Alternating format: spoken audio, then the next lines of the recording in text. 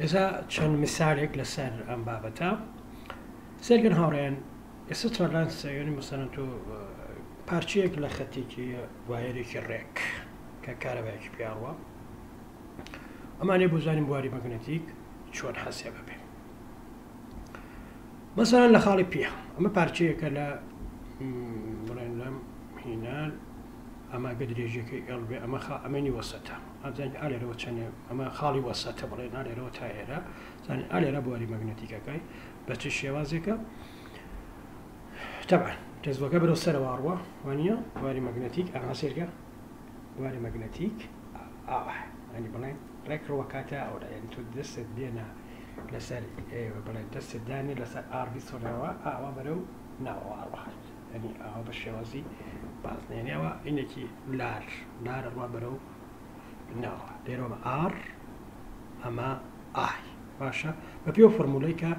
بقرانكاري لفرمولا سريشكا بدسمان لناو بشان من دار لبيدوي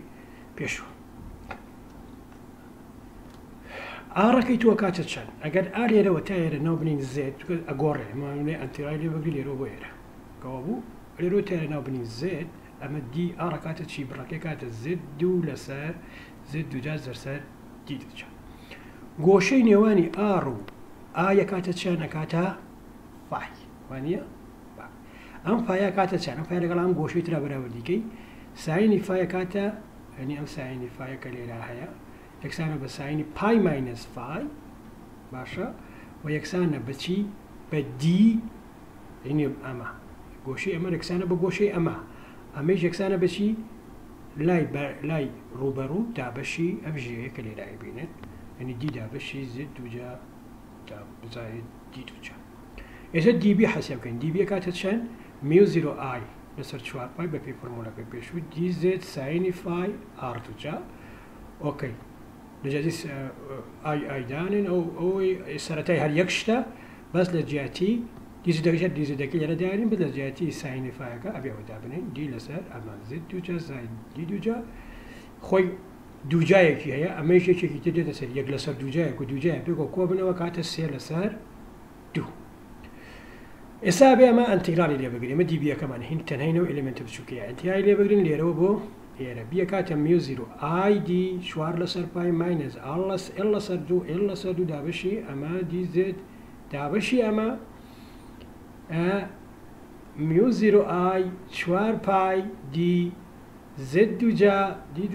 زد لسر أوار لا ماينس إلا سر دو يلا صدوا يعني انتقالية ما بعثانية كاتا ما كابل إن ماينس يلا صدوا عسيب بكري ومش بعثانية كاتا ما كلي رأي بينن إذا بزاني كنا من انتقالات وانين شلون حسيب يمكن سير كان من حسيب نقول وبدس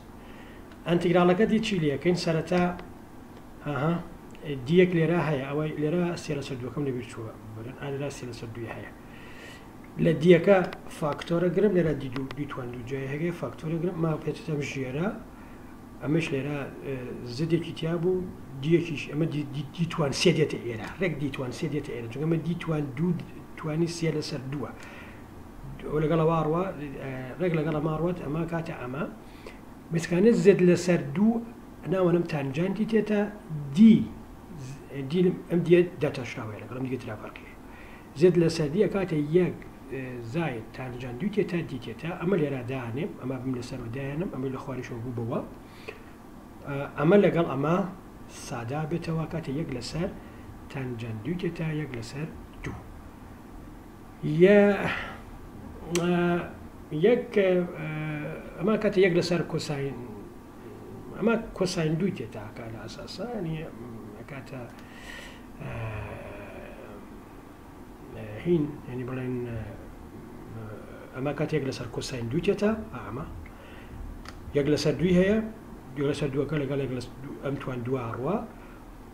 يجلسر كوساين تيتا كلا جيرو يديتا سروا كهاتا سروا انتقال كوساين تيتا كاتشي أكاتا ساين تيتا بس الساعة ساين تيتا كحسب كين ببي زد شو كلا ليلا إما همش تبكي زدو ديا وانيا ببي زدو دي حسب يبكي أما ترى لوجيك كده ساين تيتا بس يعني تيتا نازلين شنك أزانين يك بلاس كوتاني تدو تيتا كات يجلسر ساين دو تيتا ما أزانين إذا لجاتي كوتاني تتا يجلس تاني دو تتا داين كات يجلس ساين دو تتا ما قرا أوابكين تاني تتا زين شنك زد لسدية دايني نكات يجلس ساين دو تتا أما حسيب يكين وبمشي وهذا ساين تتا أدرزت وأكات أميك لرأي بينن زد دا زد تواني دو زائد دي تواني دو ويا اوكي يعني او فرمو او ما اللي را دوزيه وسيركا او بير اللي را ريك داينه اوت دوزي ما له اتر اما دابني لك كاتا هيك كشيء نعم واضح مشتقه واضح يعني او اما بين اللي دايبني كاتا اوكي يستكان بين سر اعمى اگر ال زور قوره البلدي هوانا يعني شي يعني ال بروا برو انفينيتي اگر ال زور قوره البلدي يود يك تشابوشي لبك باش ابزاني فين شلون حسابك كلام ال زور قوره البلدي من اللي راح حساب ممكن ها ليميتي يك لسر اما كي خدك ال بروا برو انفينيتي حساب يمكن دوا اوتا يا